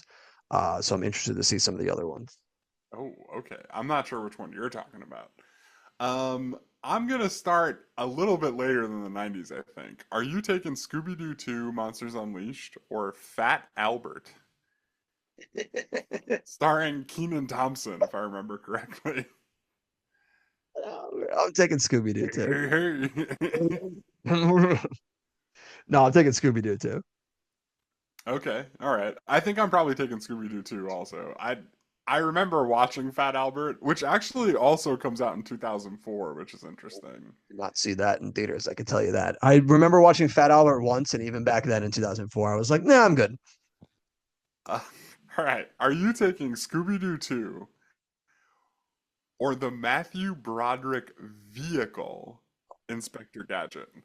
Oh, dude, that's a tough. The first Inspector Gadget, man, that one fucks like that. I think I might take the first Inspector Gadget, but it's Yeah, another one of those. I haven't seen it in so long. yeah, it's tough to say. Like I remember enjoying that as a kid, but I could also see myself watching that now and be like, "Dude, this movie sucks so much." Yeah, absolutely. So I'm gonna take the safe bet and stick with Scooby Doo 2 right now, having seen that one recently. I But I'm gonna take Inspector Gadget, and I might maybe I'll report back to you if I change my yeah, mind. Like I'm gonna go watch it though for you sure. report the findings for me because I feel like that one might not hit the muster up to par these days. Yeah, I think all right. So I think I'm gonna come a little more recent before we jump back into the past. Okay. Um, are you gonna take Scooby Doo 2 Monsters Unleashed or the Super Mario Brothers movie? The one from like 19, the one with like Dennis Hopper, like Bob No, no, no, no. The Hoskins. one from like, oh, I guess that's not live That's not action. live. Yeah, it's animated. That one don't Okay. count. So yeah, let's do the live action one from the 90s then. Yeah, let's do that. I Scooby Doo 2 because it's actually an adaptation of what the thing is, Yeah. whereas the Super Mario Brothers might be the loosest concept of an adaptation you could possibly do. I'm gonna throw that criteria right out the window. I'm not gonna use that whatsoever. I'm taking Super Mario Brothers because I just think it is the funniest movie, and like if you just took the name Super Mario Brothers off of it, I think it would be remembered more fondly. More fondly. In It's, I'm gonna say if you don't like the Super Mario Brothers movie from the 90s, you just don't get it. it is a great encapsulation of a fever dream from the '90s. I do, really enjoy that movie as a guilty pleasure. Tough Yeah. ending for it though. Now when they come back out of the warp pipe and New York City is on fire, you just see the World Trade Center burning in the background. It's like, oh no, Oh, you guys, Mario, what did you do? Mario, how could you? It's like, oh, All right, let's move on. Are you taking Scooby Doo 2 Monsters Unleashed? Or I want to say this movie came out in like 1995. Do you remember the live action Dennis the Menace? oh my god, yeah, with Walter Matthau, right? Yeah, Yeah, I think dude. I'm taking Dennis the Menace, man. I Yeah, I think that's remember. an Yeah, I easy one, remember Dennis the honestly. Menace like being pretty solid, like across the board. And anytime you got Walter Matthau in, like I'm in. Like, Yeah, yeah. All right. Are you taking Scooby Doo 2 Monsters Unleashed or any of the Alvin and the Chipmunks movies? Jim, I would rather encase myself in fire than watch any of the Alvin and the Chipmunks movies. Yeah. See, there's like a lot more of these than you thought, though, You right? no, you're There's like right. There is a so lot many of more than them. I thought. I like wasn't even thinking like Inspector Gadget or any of those. Yeah, I mean, it The it the only seems one that like there popped into was my a the only one that popped into my head was the other Hanna-Barbera one that got adapted into live action. what was the other Hanna-Barbera one? The Flintstones. Oh, yeah, that's a good one. So what do you got? Scooby Doo or either of the Flintstones movies? Oh, tough. Give me Viva Rock Vegas all day, baby. Honestly, dude, I got a real soft spot for the first Flintstones movie, man. That movie is so silly. It's amazing. Yeah, Like I they're like, might. what if we make like a corporate unionized movie, but it's just the Flintstones? They're like genius. I wonder if it's very similar to this, where they like play up enough on the stuff that's in the cartoon, but also kind of find their own lane. I feel like that these are pretty comparable, and it's making me want to go back and watch the Flintstones. Also, like I will say too, to the first Flintstones case at least, casted beautifully. Also, like John Yeah, you Goodman can't as go Fred wrong with Flintstone, John Goodman, right? Rick Moranis as Barney Rubble. Like that's beautiful combo right there. Kyle MacLachlan as the bad guy. Like great. Yeah, all of that's great, but I'm pretty sure when God dreamed up John Goodman, he was like Fred Flintstone is what he like was looking at, like It's right, like like it's you so will be perfect. born. He's like, I've had you born at the perfect time in life so that you can play Fred Flintstone in the live action movie that Yeah, comes out. it's, it almost feels like we're a simulation built around that one like fixed point. Like, That was the nexus point of our universe. yeah, John Goodman as Fred Flintstone, 100%. Take that to And the then bank. there's one more. I might be missing a bunch of these. Like, it's kind of a hard thing to just Google and get a list. So I'm kind of like going through like a bunch of stuff here. I might miss something. But the one more I have is, do you take Scooby Doo 2 or any of the Garfield movies? Jesus Christ. What's the second one called? A Tale of Two Tale of Two Kitties? Kittens. Yeah. I might take A Tale of Two Dude, Kitties just no. like for the subtitle alone. I'm taking Scooby Doo too. Jim, I got bad news for you. Oh no. I saw the first Garfield in theaters. Oh no. What was that, like 2007? Nope, it's 2004. It's not too far from here. Oh no, it's like soon. It's pretty Yeah, wow, sick. that's interesting. There really was like a moment here in 2004 where they were making like Scooby Doo, Fat Albert, Albert, yeah. Garfield. It was the year of the live action cartoon. Oh, hold on a second. I have missed. It's a travesty that I didn't spot this sooner. I have I two was gonna more say, I for feel you. like you got a couple more. I have two Any of more for the. you. And then listen, if you can think of any, just spit them out. You know All what I right. Well, mean? I'll wait. Like I'll you're hear what you're. allowed to like bring some up. You're not Okay. like I'll hear what your two more on, and then if you haven't said the ones that I'm thinking of, I'll bust those out. yeah. So I got two more for you. Okay. Are you taking Scooby Doo 2 or any of the G.I. Joe movies? Oh, I Yeah, wasn't even thinking of those. I know you aren't. I know. That's Oh, why I'm interested to see yours, because I'm not thinking of dude. yours, I don't think. I'm not gonna lie. Like those are guilty pleasure movies. Like I won't say they're great movies, but they're goddamn entertaining. I don't I like the will second one say, because you know why I don't like the second one. wait, why don't you like the second one? Who's in it? Oh, The Rock's in it, right? But you know which one I liked actually the most of all the GI Joe movies? And I don't What's know if you that? saw this one. Snake Eyes with Henry Golding. No, I don't think I saw Oh, Snake Eyes. It's like were they trying to do like a G.I. Joe universe for a little while? yeah, yeah. So it was like they did a Snake Eyes spin-off movie, and Henry Golding was Snake Eyes, and it was about how he became it. And I'm not gonna lie, like again, like not gonna win any awards, not a fantastic movie, but as an escape route to the theater for 2 hours to forget the world, it's pretty good. Yeah, I could see it. I mean, I'll take I I'll take that over Scooby Doo too. that's fair. I will say I'm gonna take just G.I. Joe as like I'm not picking any particular movie, just as a concept. Yeah. And mostly because the Rise of Cobra trailer is still like one of the coolest trailers I've ever seen. Where they're like at the White House and they like fly the Cobra flag. Like it's So silly. so I'll take G.I. Joe. And then the last one I have here, are you taking Scooby Doo 2 or any of the Transformers movies? That's the one where I was wondering where you if you were gonna go into the Transformers movies. Um, I don't know, dude. You know I hate those movies. I hate those Dude, movies. I it hate those doesn't make movies sense to so me much. that people can hate the second Transformers movie. I No, don't dude, comprehend that. you fucking love Revenge of the Fallen, and it's It's like so good. It's everyone's so like good. least favorite one out of all of I them. don't understand. It doesn't make sense to me. It's so good. Like, I don't know. There's moments in each Transformers movie that like I can enjoy, but as a whole, I just despise those movies for being every single one of them being like 2.5 hours, like or the one, even the one with what was the one? The one they put the dinosaur robots in, and that one was almost 3 hours. It was like, Wasn't no, that the most recent one with the Dinobots? no. The most recent one, Oh, that was with the guys from Beast Wars. Was the most recent one, right? yeah, Rise of the Beasts or whatever it was called. Sure, That whatever they it was tied it, called. they Yeah, tied it into GI Joe. yeah. Which has been long in the making. The Yeah, GI Joe Transformers crossover. yeah. Almost as hyped up as the Fast and Furious Jurassic Park crossover, but I digress. Yeah, but I don't know if I ever saw the one with the Dinobots.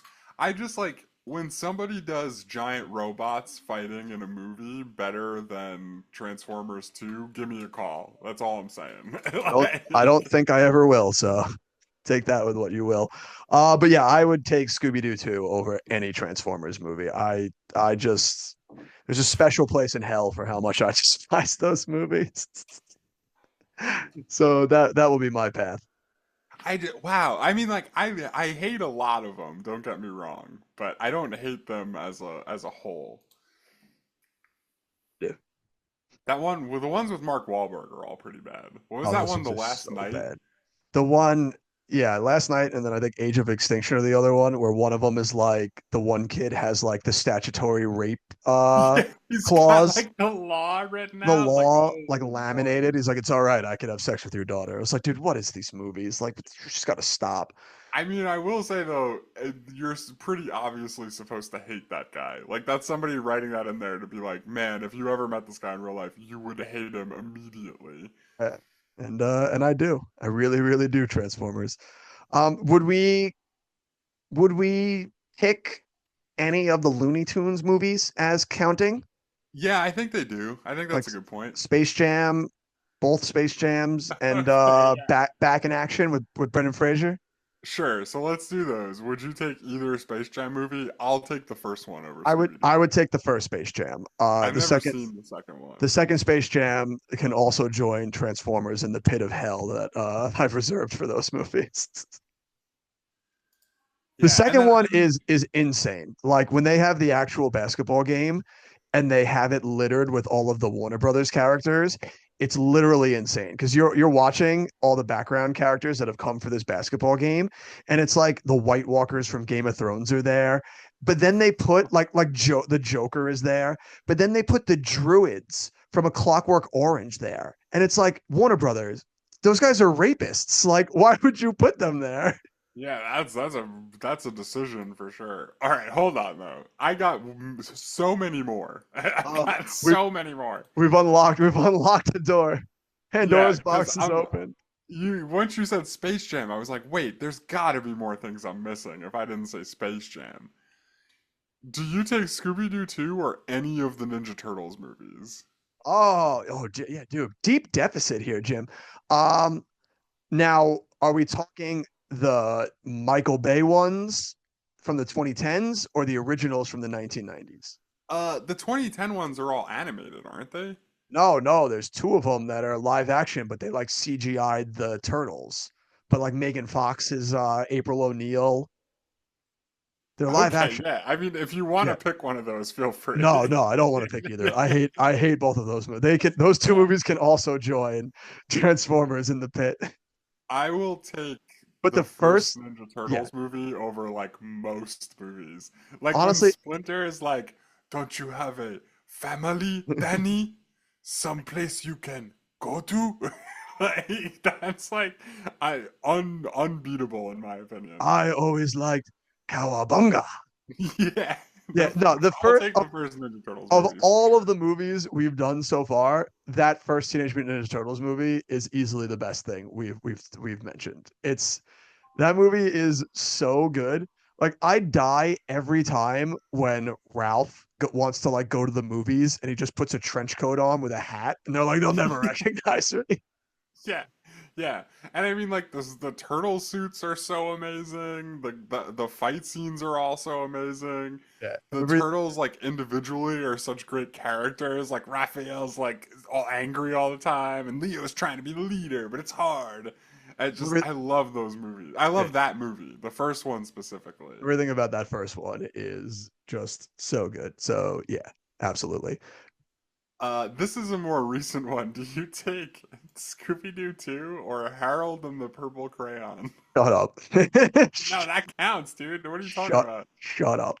You telling me that Well, doesn't count? What are I've you never saying? seen Harold. I've never seen Harold and the Purple Crayon, and I've got no plans on. So Yeah, I haven't seen it either, I so don't know I'll what I take could do Scooby with Doo that one. too. What about any of the three Sonic movies that they've I made? was gonna say, yeah, that's the other big one that I think we missed. And I've only seen the first Sonic movie, so I don't know. I'll kind of defer to you. I would like Scooby Doo 2 more than that one, though. Yeah, no, I think I would take Scooby Doo 2 over any. Like they're fine, but they don't really do anything for me. I mean, the third one does have a leg up because Jimmy Woke is in it, but that's about the biggest leg I can give it. Yeah, yeah. I mean, don't get me wrong though. That's a pretty big leg. That's a Big pretty leg. big leg up. That's a big leg. But yeah, but I don't. Guy's a star in the making. Yeah, but yeah, I think I would still take Scooby Doo 2 over any of Right. those. And then I've got one more for you because I think we've done well. I All think right, we've two more because there's one guy I can't not do. I oh can't boy. not do this one. Okay, all right. So two more. Okay. I Do have one you also. take? So you do one and then I'll do my last one and then you do the last one. Okay, we'll see, and we'll see if So we they match link up up. anywhere. Okay. I would be surprised if either one of us has seen this movie, but do Okay. you take Scooby Doo 2 Monsters Unleashed or Clifford the Big Red Dog? I did not see Clifford the Big Red Dog, so I did not see it either, but man, I really gotta go watch it, I, right? I I did mean, come not yeah, on. did not see that. Oh, I wonder, so does that mean was this a like picture book or cartoon? Um Lyle Crockett. I mean, I guess so, yeah. Was- Oh, was- Curious Yeah, George. How have Curious we not talked George. about Curious? We can't keep doing it. We could do No, this forever, dude. There's there, probably a zillion of them. there's We way gotta more. stop at Yeah, some point. there's way more of them than we thought. All right, so I have one last one here. I'll throw at you then. Yeah. But I don't. Did the cartoon come after the first movie or was it before? But we'll I see. don't I'll know. throw it I at you guess and we'll see. find out. The Pink Panther, I think the cartoon was first. I think right? so. Because I know Yeah, that the original Pink Panther movies were Peter Sellers, yeah. which was like probably back in like the 60s, I Back in would the guess. But I '60s. think But the I think the cartoon cart. is way older. Yeah, I think the cartoon was still before that. I was more thinking the Steve Martin Pink Panther ones for what we've seen, because I know the original Pink Panthers with Peter Sellers are obviously leagues above, but Yeah, those are like actual classic those are movies. classics. I would take the first Steve Martin Pink Panther movie over Scooby Doo 2 though. So would I. And then I actually, all right. So actually, I lied. I do have one more, then we could cap it because these ones I feel like are very important ones in the pantheon here. Would do you Okay. take Scooby Doo 2, or would you take any of the Rocky and Bullwinkle movies that got made into live action? I'm talking specifically about the Adventures of Rocky and Bullwinkle and Dudley Do Right. So I would yes on Dudley Do Right. I Oh would yeah, have to watch absolutely. it again because I remember it being completely absurd. Yep. And in a good way. I wonder if I watched it again if it would still be in a good way. But off the top of my head, I would take Dudley Do Right. And then that's another one I completely forgot existed, dude. That original Rocky and Bullwinkle. I would also take that just because of the Boris and Natasha performances are Yeah. so on point. Well, just the fact that they were like they convinced Robert De Niro to be fearless leader, like might be one of the most Right. insane things ever. Right. And doesn't Kevin Pollak play Boris? Am I making this up? No, no, Jason Alexander. It's Oh, George right, right, Costanza. right. Yeah. George Costanza and Rene Russo or Boris and Natasha. Yeah, I would take the original Rocky and Bullwinkle for sure. Just Um, like, man, we used to make cinema, man. yeah, right, right. And then my last one, this is another one that's more of a recent movie, so Okay. maybe, and more of a recent cartoon, honestly. But would you take Scooby Doo 2, Monsters Unleashed, or Dora the Explorer? Oh, dude, Dora and the Lost City of Gold is like, I would put like as like a legitimately good family friendly movie. Yeah, it's really great. It's really great. Like that is a great movie. When they eat the weird fruit in the jungle and he trips out picturing her as like the cartoon version of her. I'm like this movie wins all the awards. Like give them all the Yeah. awards. It's also just like a really good adventure movie though, right? Like it's Yeah. not just me. Like I It's a mean really it's not like Raiders, but yeah. it's No, better it's a than good most. it's a good like what if we did Indiana Jones but for kids. Like Right, it's right. yeah. It's great. I thoroughly enjoy that movie. I would put Dora. I would probably have everything we've named. I would probably Teenage Mutant Ninja Turtles still number one, and then I think Dora is right behind it. Yeah, I think that's probably fair. I think Yeah, that's probably fair. yeah, I Although think so. there's a lot of like I need to go back and watch these. Like I can't remember the last time I watched Inspector Gadget or the Rocky and Bullwinkle movie. Just a lot of absurdity in there. God, what a man, what a genre this is. A lot more than I remembered there being, and they're Yeah, still there's going to way this more. day. You thought there was like only a couple, and Yeah, there's I like literally when you first started, I was like, I can only think of the Flintstones, right. It and then feels look like at how we many we found named. yeah, it feels like we found like dozens of them, and it also feels like the more we find, the more we realize how much more there is to find. Yeah, You know? there's just a deep reservoir that if we don't pull out now, we're just gonna get sucked in. Right, we could be here for the next 6 months doing this, is what it feels like right now. Just talking about these, and we won't. We're gonna pull ourselves out of the vortex now. But there is an excellent assortment of cartoon into live action adaptations out there for you if you're chomping at the bit for some.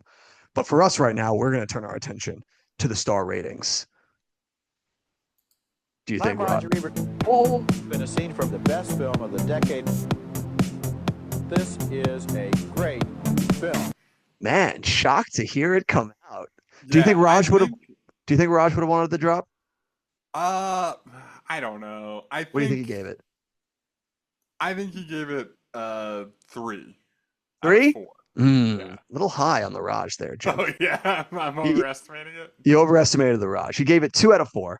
He writes, "This is a silly machine to whirl goofy antics before the eyes of easily distracted audiences, and it is made with undeniable skill."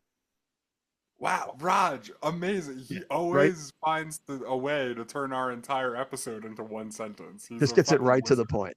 Why use many words when few words do trick? Yeah, right. Like just excellent work on Raj's part. But all right, Jim, let's hear it. Final rating for Scooby Doo 2 Monsters Unleashed. I'm gonna give this movie what I think going forward I'm gonna refer to as the Doctor Dolittle 2 award, where I'm gonna give Scooby Doo 2 4 out of 5. Oh man, Because I high think up.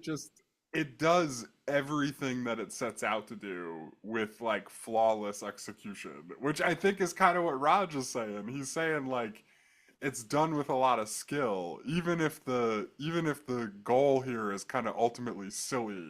The craftsmanship that went into achieving it is very respectable in my opinion. So I'm Doctor Dolittle 2 award. It's getting a 4 out of 5. It's a movie that does exactly what you want it to do and what you Right, expected it to do. right. And we should not pass down movies that give you exactly what you're hoping for. I'm going to go just underneath you there, Jim. I'm with you on Kind all the of things you I had said. a feeling. I'm with all of the things you said, but I don't know that I can quite give Scooby Doo 2 a 4 out of like it's a high mark. I respect the hustle for you doing it, but I'm gonna go just underneath it. I'm gonna give it a 3. 3 is usually my spot for these types of movies that we're talking about, where they're across board doing exactly what you want. They're not like the greatest things ever made, but they're giving you exactly on the premise, and it's just an enjoyable ride. So Yeah. I'm gonna give her a 3 right there. So with a combined score of Nice. This should be 7, interesting. we're now going to do battle on some sevens. But actually, Jim, it falls in line with just what you were talking about because right off the bat, do you take Scooby Doo 2 or do you take Dr. Doolittle 2? I'm taking Doctor Dolittle too. Put your money where your mouth is. Yeah, I I don't think think it's an that's easy pick. yeah, that's an easy one right there. I would also take Dr. Doolittle too.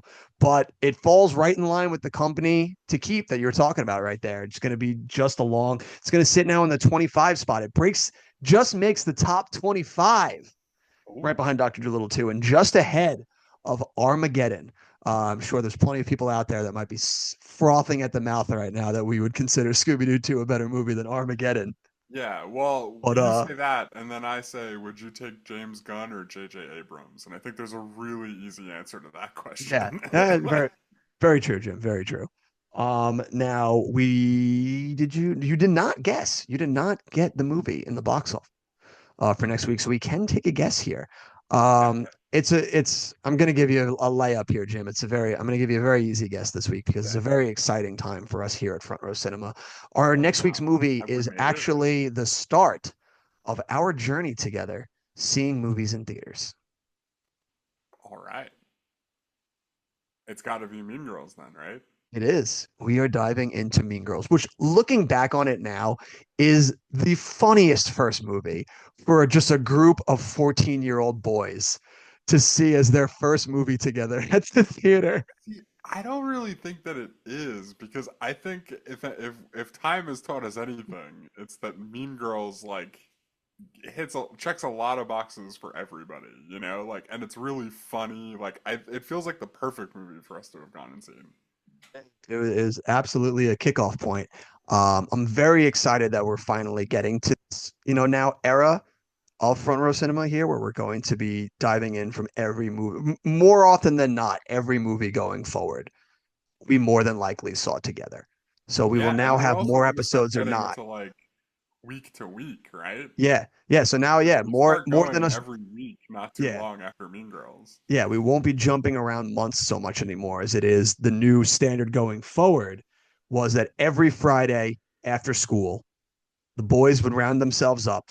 They'd hit the Toys R Us, get the cheap candy to hide in the back pocket, Yeah, and then we'd walk next door to the movie theater. We'd catch the late matinee, and then afterwards we'd get drunk. the 4 o'clock round. Yeah, Yeah, like yeah. the We three catch thirty, four yeah o'clock round. 3:30 4 o'clock movie, and then afterwards we'd get drunk behind the movie theater. It was a great I don't time in know the what you're talking about. history. Allegedly, Allegedly, that last part. I allegedly, don't remember that last part. I do remember seeing lots of movies though, allegedly, we could be found around the and movie and theater. hatching schemes to steal the Revenge of the Jedi poster that they had at Oh, the that's movie right. That was I theater. forgot about. that's Yeah, that's the other thing I that remember. was there for the longest time. Yeah, a lot of late nights trying to hatch those schemes that we knew would never actually come to fruition. Yeah, totally. Just a bunch of dudes circle jerking about Revenge of the They Jedi. never came to fruition. That's why you don't know where it is right now. Yeah, allegedly never came to Allegedly. fruition. But yeah, this is gonna be really cool. When we started doing this, this was the thing I was looking forward to the most. So it's very exciting that we're finally getting to this point because it's going to not only be interesting to dive into these movies that, we grew up together seeing, but also, getting your perspective as well as mine on our memories of going to see these movies Yeah. And and I'm seeing like interested in what that each part one too. of us remembers distinctly from going to see these movies. I think Yeah. that's going to be a lot of fun to see. What I'm most interested in is where we've seen a lot of movies that are all coming out like very close together. That's the part I'm most interested for.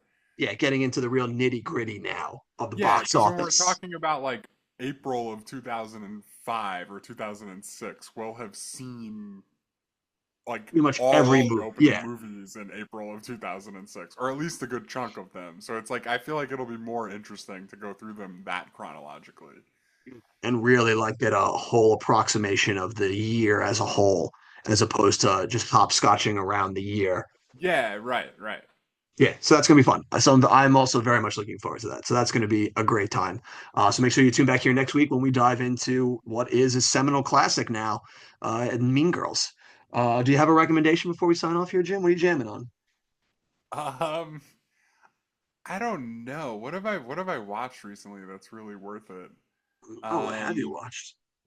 I don't really have like a movie recommendation. I might have like a Spotify playlist recommendation if that's allowed. Okay, I'll allow it.